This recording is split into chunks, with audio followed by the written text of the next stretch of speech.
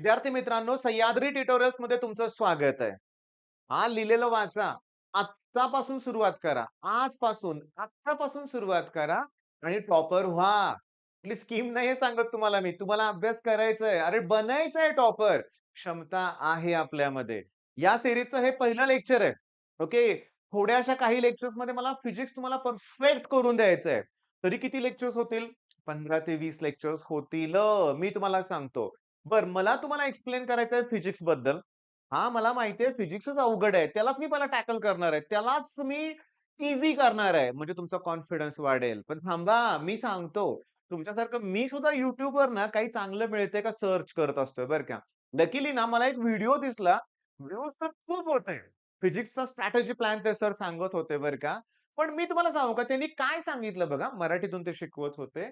काय म्हणले बघा, सांगतोय आणि तुम्हाला ते पटतंय का बघा. त्यांनी सांगितलं त्या व्हिडिओमध्ये, की रोटेशनल डायनामिक्स काही टॉपिकची नावं सांगितली त्यांनी, की हायर वेटेज टॉपिक आहेत. ते करून जावा, म्हणजे तुमची भीती दूर होईल. आता आपली स्ट्रॅटेजी वेगळी असते लक्षात घ्या. आपण आय-एम-पी क्वेश्चन करणार आहे. पण ईझी पासून डिफिकल्टकडे जाणार आहे, म्हणजे तुमचा कॉन्फिडन्स वाढणार आहे. पण त्या सरांनी काय सांगितलं, ते काय म्हणले, की रोटेशनल डायनामिक्स विथ ऑप्शन 7 मार्काला आहे आणि कंपल्सरी 5 मार्काला आहे.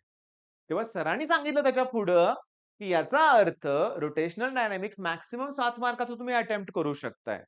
पण जर रोटेशनल डायनामिक्स केलं नाही, तुमचे 5 मार्क जे कंपल्सरी असतात, ते तुमचे जाणार आणि तुम्ही 70 मार्काचा पेपर आहे ना, तो 65 मार्क्सचाच फक्त अटेम्प्ट करू शकाल, असं त्या सरांचं म्हणणं होतं.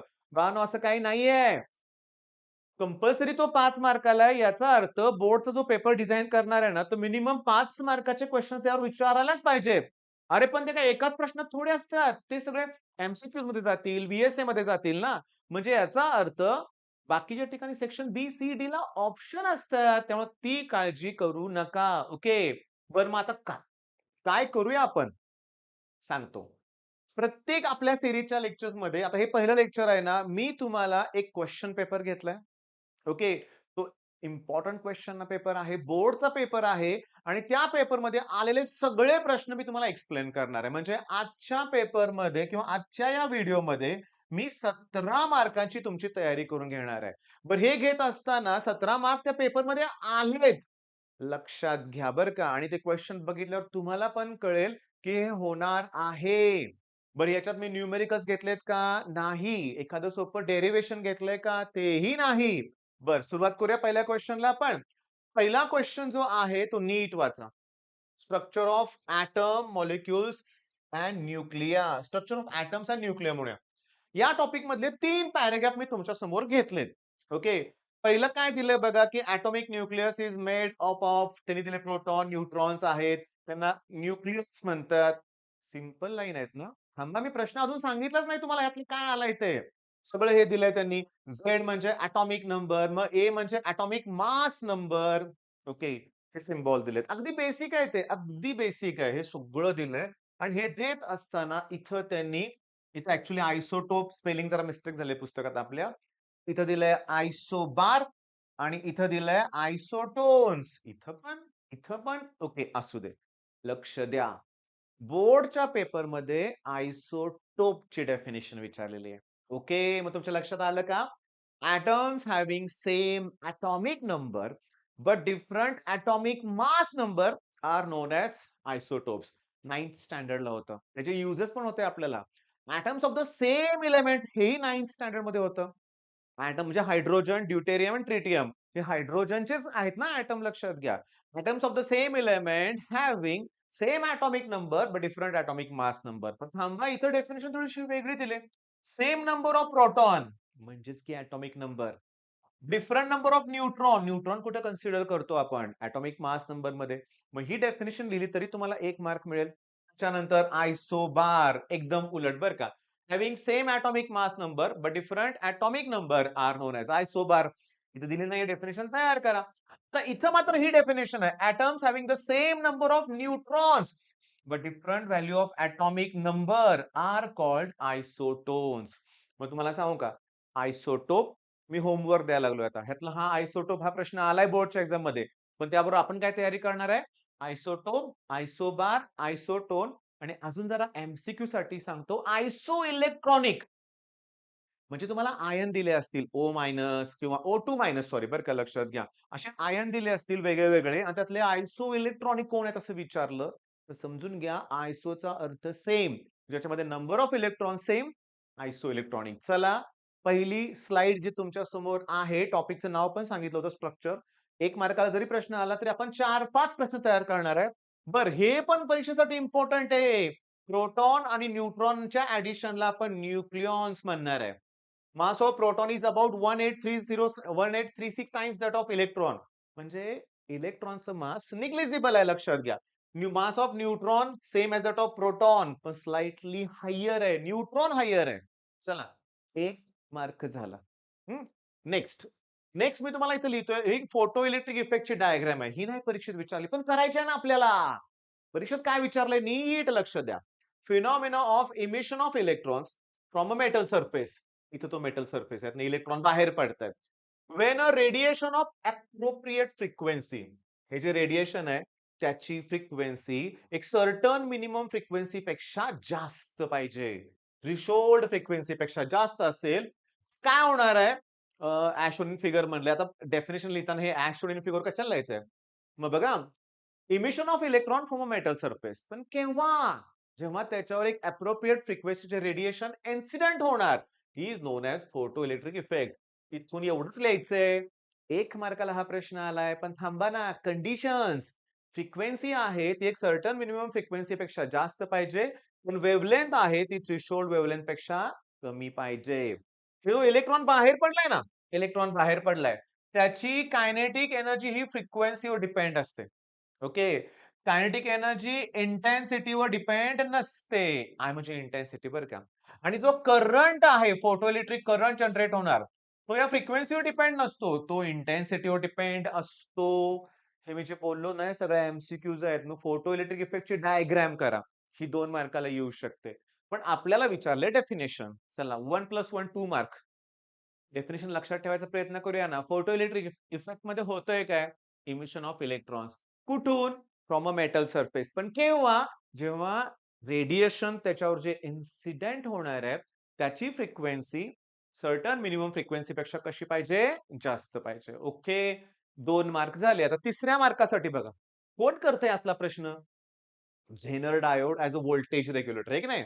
पण थांबा ना, परीक्षेत काय विचारलंय? इथून वाचा, इथून. अ व्होल्टेज रेग्युलेटर. थांबा. नावातच आहे. Voltage regulator. व्होल्टेज काय करणार?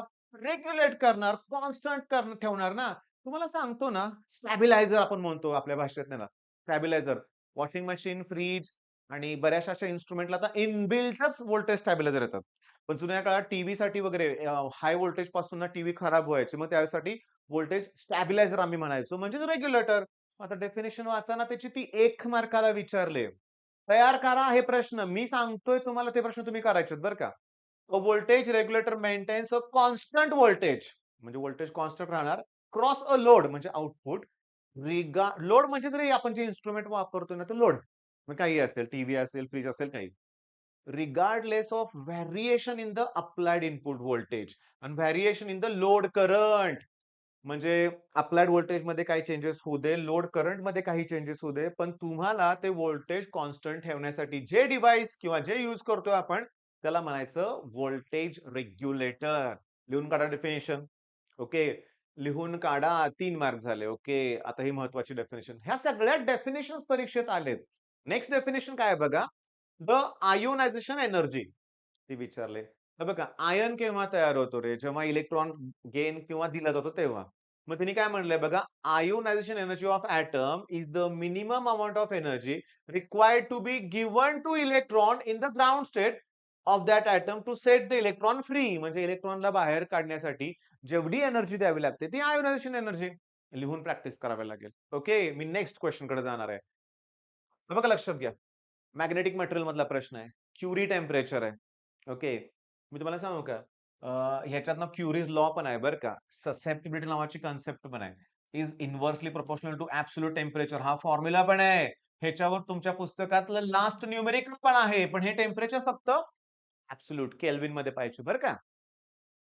Temperature at which ferromagnetic material transform into paramagnetic substance. Is known as Curie temperature. किती सोपं आहे. एक लक्षात घ्या, तुमच्याकडे फेर्रोमॅग्नेटिक सबस्टन्स आहे, म्हणजे तो स्ट्रॉंगली मॅग्नेटायझर असतो, लक्षात घ्या. जर त्याला टेम्परेचर दिलं, त्याचं डोमेन स्ट्रक्चर कोलॅप्स होतं बरं का. आता ferromagnetism on the basis of domain theory या मोठ्या थिअरीमध्ये पण हा पॉइंट आहे. म्हणजे ज्या टेम्परेचरपेक्षा जास्त टेम्परेचर दिलं, की ते डोमेन स्ट्रक्चर कोलॅप्स होतं आणि जो फेर्रोमॅग्नेटिक सबस्टन्स आहे, तो मॅग्नेटिक होतो. त्याला म्हणायचं क्युरी टेम्परेचर. अरे एमसीक्यू आहे. What happens above Curie temperature? केलं असेल तर लक्षात येईल ना, की फेरोचं पॅरामॅग्नेटिक होणार आहे, लक्षात घ्या. सिंपल 1 मार्काला प्रश्न आलाय. पण थांबा, याच पेपरमध्ये 3 मार्काचा तो प्रश्न होता. क्युरी टेम्परेचर डेफिनेशन आणि ह्या दोघांमध्ये डिस्टिंग्विश होतं. तिघांमध्ये नाही, दोघांमध्ये. पण मी तिघांचं लिहून ठेवलंय. लक्ष द्या. डायमॅग्नेटिक सबस्टन्स तोंडी सांगणार आहे. हा सबस्टन्स मॅग्नेटकडून वीकली रिपेल होतो. खेचला जातच नाही, दूर ढकलला जातो. विथ एक्झाम्पल तुम्ही करा. एक्झाम्पल लक्षात ठेवायचे.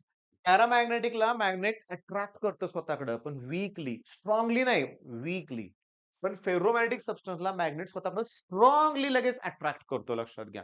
अ substance which is strongly attracted by magnet, ferromagnet. Weakly attracted by magnet, paramagnetic. Weakly repelled by magnet, diamagnetic. आता ससेप्टिबिलिटी म्हणजे काय सांगतो, हे सिम्बॉल आहे त्याचं. Ability of a substance to get magnetised. आता हा मॅग्नेटाइज होतच नाहीये. त्याच्यामुळं ह्याची जी ससेप्टिबिलिटी असते ना, त्याची व्हॅल्यू स्मॉल आणि निगेटिव्ह असते. याची व्हॅल्यू स्मॉल, पण तो मॅग्नेटकडे अट्रॅक्ट होतो. त्यामुळं पॉझिटिव्ह येणार आहे. याची व्हॅल्यू मात्र लार्ज आणि पॉझिटिव्ह असते. लार्ज आणि पॉझिटिव्ह. आलं का ध्यानात तुमच्या? लक्षात आलंय सगळ्यांच्या? ओके, डिस्टिंग्विश मध्ये 2च पॉइंट लिहा. डेफिनिशनचा पॉइंट लिहा आणि एवढे पॉइंट लिहा. पुष्कळ आहे. ओके, नेक्स्ट क्वेश्चन आता. जरा फास्ट व्हायला लागलं का आपलं? पण नाही, मला तुम्हाला क्वेश्चन्स द्यायचे अजून 17व्या स्लाइड पर्यंत तुम्हाला न्यायचंय. प्रश्न आहेतच तेवढे, लक्षात घ्या. 17 मार्क तुम्हाला मी अगोदरच बोललो होतो. सरफेस टेन्शनची डेफिनेशन इथं आहे. डेफिनेशन कळाली की युनिट पण कळेल. फोर्स युनिट न्यूटन आहे, लेन्थचं मीटर. आलं का? न्यूटन पर मीटर. न्यूटन, LMT 1 अशा डायमेन्शन असतात फोर्सच्या. मीटर म्हणजे एल रेस टू 1. 1 ला 1 कॅन्सल. एल रेस टू 0 आहे का बघा? आहे की नाही? म्हणजे हा प्रश्न तुम्हाला 2 मार्कला सुद्धा येऊ शकतो. या पेपरमध्ये 1 मार्काला विचारलाय. Defined as the force per unit length. Force per unit length. पण tangential force per unit length on both sides of the imaginary line drawn on the free surface of the liquid. Free surface वरती imaginary line असेल, त्याच्या दोन्ही both side वर जी काय असेल ना, लक्षात घ्या, फोर्स ऍक्ट होईल पर युनिट लेंथ, त्याला आपण सरफेस टेन्शन म्हणणार आहे. ही डेफिनेशन तुम्ही क्लिअर करा. आता बघता बघता की नाही 13 मिनिटं झालीत बरं का, लक्षात घ्या. प्रश्न तुम्ही नोट डाऊन करून ठेवा. सरफेस टेन्शन आहे मेकॅनिकल प्रॉपर्टीज ऑफ फ्लुइड मध्ये. ओके. इलेक्ट्रोस्टॅटिक मध्ये कुठले प्रश्न करू? असा मुलगा, मला जर एखाद्या मुलानं प्रश्न विचारला, मी त्याला म्हणतो पहिला वॅन डी ग्राफ जनरेटरची डायग्राम कर. आली नाही बघा परीक्षेत. वॅन डी ग्राफ जनरेटर हा प्रश्न मात्र 2 मार्काला आलाय बरं का बाळांनो. किती मार्काला आलाय? 2. मगाचं डिस्टिंग्विश पण 2 मार्काला होतं, लक्षात घ्या. ओके, मग हा 2 मार्काचा प्रश्न आहे. इलेक्ट्रोस्टॅटिक मध्ये वॅन डी ग्राफ जनरेटरची डायग्राम करा. Superposition of wave. प्रोग्रेसिव्ह वेव्हच्या सगळ्या प्रॉपर्टीज तुमच्या समोर आहेत. स्टेशनरी वेव्हच्या सगळ्या प्रॉपर्टी मी तुमच्या समोर लिहिलेत. 3 मार्काला प्रश्न येऊ शकतो? येऊ शकतो. पण थांबा ना, इथे काय लिहिलंय रे बघा बघू. The distance between two successive node lambda by 2 आणि अँटी नोड जर असेल lambda by 2. Distance between node आणि अँटी नोड लॅम्बडा बाय 4. अरे याच्यावर न्यूमेरिकल आहेत. न्यूमेरिकल आहेत. पण थांबा, पहिल्या प्रॉपर्टीज तर करा. तर तुम्ही असंही करू शकता, की प्रोग्रेसिव्ह वेव्ह आणि स्टेशनरी वेव्ह मध्ये डिस्टिंग्विशचा पण प्रश्न येऊ शकतो. प्रोग्रेसिव्ह वेव्हच्या सगळ्या प्रॉपर्टीज व्यवस्थित बघा. स्टेशनरीच्या सगळ्या बघा. ह्याच्यावर तुम्हाला एमसीक्यूज दिसतील. Point which do not move are known as nodes आणि जे ग्रेटेस्ट अँप्लिट्यूड आहे त्याला अँटी नोड्स म्हणायचं. ओके, म्हणजे तुमच्या वेव्ह मध्ये, स्टेशनरी वेव्ह मध्ये ऑब्व्हियसली इथं अँप्लिट्यूड ग्रेटेस्ट आहे. म्हणजे हा अँटी नोड इथं कमी आहे, म्हणजे तो कोण आहे? नोड आहे. ओके, नेक्स्ट क्वेश्चन सांगतो. Logic gate, semiconductor. अरे हे मॅथ्स मध्ये पण झाले. लॉजिक तेच आहे. इथं पण ट्रुथ टेबल आहेत. And gate, or gate, nor gate, हे एक्स ऑर एक्स नॉर आहेत बघा. इथं डेफिनेशन परीक्षेत विचारलंय. A digital circuit with 1 or more input but only 1 output. हे महत्वाचं आहे. किती सोपं आहे सांगा की. आता बघा, हे अँड गेटचं सिम्बॉल जरा काढतोय बरं का मी. इथं असं गोल असणार आहे. इनपुट 2 आहेत. ओके. 1 किंवा 2 असू देत. मात्र आउटपुट एकच असेल ना, तर त्याला लॉजिक गेट म्हणायचं. गेट किंवा गेट नको म्हणायला. Digital circuit with one or more input signals, but only one output signal is called logic gate. मग आता काय तुम्हाला सांगतो थांबा. त्याचे तुम्ही टाइप्स करणार. लगेच हां आता. त्याचे तुम्ही सिम्बॉल करणार. त्याचं तुम्ही ट्रुथ टेबल तयार करणार. ओके. हा तुमचा होमवर्क आहे. त्याच्यानंतर ईडी करंट. ओके, मी इथं सांगतो आता पटपट सांगतो. ईडी करंटची डेफिनिशन त्यांनी विचारली. त्याच्यानंतर इथे जरा वाचून काढूया. Voltmeter is a device which is used for measuring potential difference. Okay. It is measure potential difference. मग एमीटर काय मोजतो रे? करंट दिलाय तिथं. Ideal voltmeter does not change the potential difference to measure should have infinite resistance. Infinite resistance. इथं दिलंय का तरी रे? High resistance म्हणलंय, पण आयडियल साठी इन्फायनाइट. आता व्होल्टमीटरचा रेझिस्टन्स हाय असेल, तर अॅमीटरचं कसं असणार आहे? लो. अॅमीटर सीरीज मध्ये जोडतात, तर व्होल्टमीटर पॅरलल मध्ये जोडतात. हाही प्रश्न 2 मार्काला आलाय. या पेपरमध्ये नाही, दुसऱ्या पेपरमध्ये. पण या पेपरमध्ये काय विचारलंय? इथं, इथं, इथं. हां, ही डेफिनेशन आहे. आयडियल व्होल्टमीटरचा रेझिस्टन्स इनफायनाइट असतो. हाय पण म्हणू नका. इनफायनाइट. ओके. आणि हा पण प्रश्न तुम्हाला करायचाच आहे. ओके. नेक्स्ट आता. ऑसिलेशन टॉपिक काढा. काय आहे सांगा? Differential equation of linear SHM. नुसतं लिहायला लावलंय 1 मार्काचा व्हीएसए मधला प्रश्न आहे. पण याचं डेरिव्हेशन तुम्ही करा ना. बरं, आता आपल्या चॅनलवरती ह्याची एक प्लेलिस्ट आहे. टॉपिकचं नाव आहे ऑसिलेशन. याचं 8च्या आसपास व्हिडिओ आहेत. व्हाईट बोर्डवरती आहेत. बघून काढायचे. सिंपल पेंडुलम आहे. सगळं आहे लक्षात घ्या. ओके. लास्ट? Okay, last. काय आहे? सायक्लोट्रॉन आहे. सायक्लोट्रॉन काय करतो, की इथं पॉझिटिव्हली चार्ज्ड पार्टिकलला ॲक्सेलरेट करतो. मग तो न्यूट्रॉनला करेल का ॲक्सेलरेट? नाहीये, कारण तो पॉझिटिव्हली चार्ज्ड नाहीये. इलेक्ट्रॉनला करेल का? नाही. मग एमसीक्यू आहे. मग तुम्ही magnetic effect of electric current काढा टॉपिक आणि त्याच्यात सायक्लोट्रॉनचे प्रश्न आहेत. आता सांगू का? हे सर्क्युलर मोशन करतोय ना रे असा. सर्क्युलर मोशनसाठी लागतो सेंट्रिपिटल फोर्स. आणि तो सेंट्रिपिटल फोर्स साठी इथं आहे मॅग्नेटिक फील्ड आणि मॅग्नेटिक फोर्स आहे BQV. आता मी BQV म्हणतोय. ओके, त्यांनी QVB लिहिलंय. काही हरकत नाही. BQV. आता या V ला हा स्क्वेअर कॅन्सल होईल. मग मला असं मिळेल MV upon BQ that equals to R. Important आहे बरं का बाळांनो. इम्पॉर्टंट आहे. आता MV चं जर मोमेंटमची व्हॅल्यू काढली तर BQR येतंय. QBR येतंय. त्याला सायक्लोट्रॉन फॉर्म्युला म्हणतात. सीईटीत विचारतील. बोर्डच्या एक्झाम मध्ये विचारतील. राइट सायक्लोट्रॉन फॉर्म्युला आला पाहिजे. मग आता एक आयडिया झाली का? कन्सेप्ट तुमच्या डोक्यात आली का? छोटे-छोटे पॉइंट्स असतात रे एमसीक्यूज म्हणजे, व्हीएसए म्हणजे. आपण डेरिव्हेशन करतोय, रट्टा मारतोय, पण बाकीच्या छोट्या-छोट्या गोष्टी विसरतोय. चला मार्क काउंट करूया. ह्याच्यावर 1 मार्काचा प्रश्न आला. सायक्लोट्रॉन हे 1 मार्क, 1 आणि 1 2, एकच मार्क 3, एकच मार्क 4, पुन्हा 1 मार्क 5, इथे 2 मार्क होते. डिस्टिंग्विश प्रश्न आलाय. 7 मार्क झाले. हे 2 मार्काला आहे. 9 मार्क झाले. एकच मार्क 10, परत 2 मार्क 12, 1 मार्क 13, 14 मार्क. ओके, एकच मार्क व्होल्टेज रेग्युलेटर 15. त्याच्यानंतर हा 1 मार्काला 16 आणि हा 1 मार्काचा 17. 17 मार्काला प्रश्न किती सोपे होते की नाही सांगा बघू. पण थांबा, न्यूमेरिकल्स तर या पेपरमध्ये याच्यापेक्षाही सोपे होते. पण आपण काय करूया, की आता मी एक पेपर घेतला. ओके, त्यातला जवळ-जवळ 17 मार्काचे प्रश्न आपण कव्हर केले. मग माझ्याकडे जवळ-जवळ असे 7 पेपर आहेत. ओके. 17 च्या ऐवजी टोटल 20 मार्काला प्रश्न सोपे येतात. एकदम डेफिनेशन टाइपचे हे डोक्यात ठेवूया. मग आपण 7 घेतले तर 140 मार्काचे प्रश्न कव्हर होतील. ओके. मग हे 140 मार्काचे प्रश्न कव्हर होत असताना एका पेपरमध्ये मला समजा 13 प्रश्न सापडतायत. ओके. म्हणजे क्लोज ते 13 इंटू 7 केले की 91 रे बाळांनो. प्लस 9 म्हणजे मी जर 100 क्वेशन्स फक्त जरी केले, तर तेच तुमच्या पेपरमध्ये तुम्हाला दिसतील आणि तुम्ही 70 पैकी किमान 20 मार्क तर मिळवू शकताय. समजून घ्या. एवढे पण पडत नाहीत मुलांना रिअॅलिटी आहे. लास्ट सांगतो तुम्हाला मी नंतरच्या एक्झाम नंतर. पण तुम्ही आत्ता या लेव्हलला आत्ताच या 10 दिवसात तुम्ही या लेव्हलला जर पोहोचला ना बाळांनो, न्यूमेरिकल आहेत की रे आपल्याला अजून. ती सीरीज वेगळी करूया की आपण. पहिला थेअरी करूया सगळं. मग न्यूमेरिकल्स करूया. न्यूमेरिकल्स पण 35 मार्काला आहेत. पण त्यातले 10 मार्काचे न्यूमेरिकल जमले तर पुन्हा 30 मार्क. अरे पण डेरिव्हेशन बी जमणार रे आपल्याला. तेव्हा आता जर एवढा व्हिडिओ तुम्ही शेवटपर्यंत बघितला असेल, तुमच्या मनापासून धन्यवाद. कारण तुम्ही आता लागलाय तुमच्या अभ्यासाला. तुमच्या पालकांच्या वतीने तुम्हाला धन्यवाद म्हणलोय हे लक्षात घ्या. ओके. मग हे दिलेले प्रश्न पहिला क्लिअर करा आणि मग बाकीचं काय असलेल्या गोष्टी. ठीक आहे. दुसऱ्या व्हिडिओची वाट बघा. हे करायला तुम्हाला 4-5 तास लागतील म्हणून आपण विचार करूया. संध्याकाळी मग लगेच दुसरा व्हिडिओ पण देणार म्हणजे देणार. असं मी देत गेलो, की तुम्ही अभ्यास करताय मला माहिती आहे. मग करा अभ्यास. All the best.